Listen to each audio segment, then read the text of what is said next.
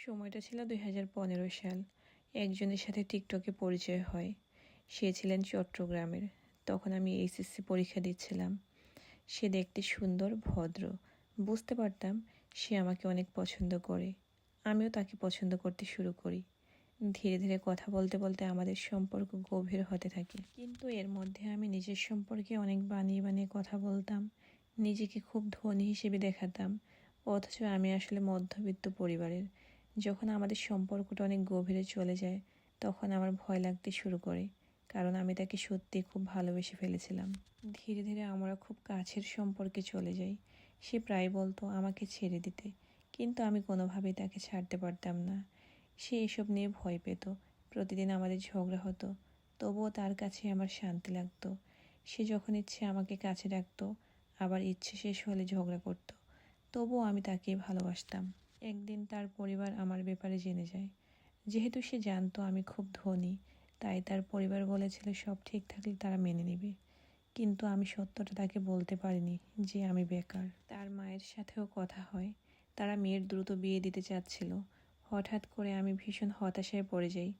টানা 7 মাস আমি ঠিকমতো খেতে পারিনি। পেটে ক্ষুধা থাকলেও গলায় খাবার নামতো না।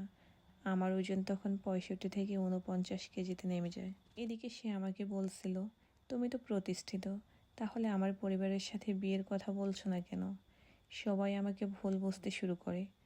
আমিও বাসায় মা বাবার সাথে অশান্তি শুরু করে দিই। তারপর তার মা বাবা আমাকে দেখা করতে বলেন। তারা জানতো আমি নাকি দেশের বাইরে থাকি, কিন্তু আমার কাছে সেখানে যাওয়ার জন্য ভাড়ার টাকাও ছিল না।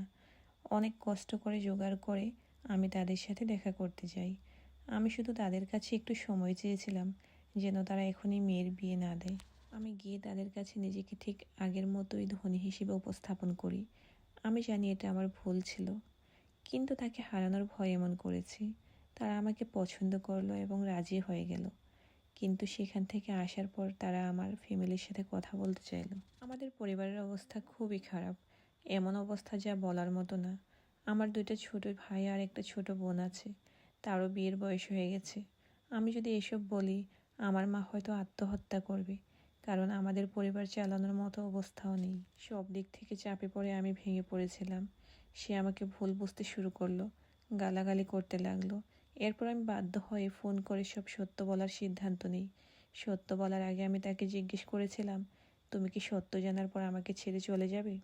সে বলেছিল, তোমার উপর আমার বিশ্বাস নেই। আমি সব সত্য বলার পর সে আমাকে খুব অপমান করে, খারাপ ভাষায় গালিগালাজ করে। আমাকে এমনভাবে অপমান করেছে যেন আমি কিছুই না। আমি তার পায়ে ধরে অনুরোধ পর্যন্ত করেছি যেন আমাকে ছেড়ে না যায়। সে বলল, তুমি মিথ্যা বলেছ, এটাই তোমার সবচেয়ে বড় দোষ। তার জন্য আমি কি কি করেছি তা কেউ কল্পনাও করতে পারবে না। সংক্ষেপে বলি, তার খুশির জন্য আমি খারাপ কাজও করেছি, আবার ভালো কাজও করেছি, শুধু তাকে নিজের করে রাখার জন্য। হঠাৎ তার মা ফোন নিয়ে আমাকে খুব খারাপভাবে গালাগালি করতে শুরু করলো।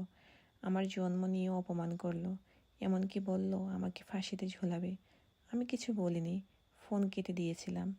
আমি জানি আমার মিথ্যা বলা ভুল ছিল, হয়তো সত্য বলতে দেরি করে ফেলেছি, কিন্তু আমি তাকে হারানোর ভয়ে এমন করেছি। এখন আমি কি করব বুঝতে পারছি না। আত্মহত্যা ছাড়া আমার আর কোনো পথ নেই মনে হচ্ছে। আমি এখানে সব সত্য বলেছি। আমি শুধু সাধারণ একজন মানুষ। হয়তো আমি মরে যাব, কারণ এই কষ্ট আমি সহ্য করতে পারছি না। আমার পুরো পরিবার আমার দিকে তাকিয়ে আছে। আমি তাদের ভরসা, কারণ আমি বড় ছেলে, কিন্তু তাকে হারানোর কষ্ট আমি সহ্য করতে পারছি না। আল্লাহ জানেন আমি তাকে কতটা ভালোবাসতাম। গল্পটা লিখে পাঠিয়েছেন এক ভাই। সবাই তার জন্য দোয়া করবেন, সে যেন সুস্থ স্বাভাবিক জীবনে ফিরে আসতে পারে।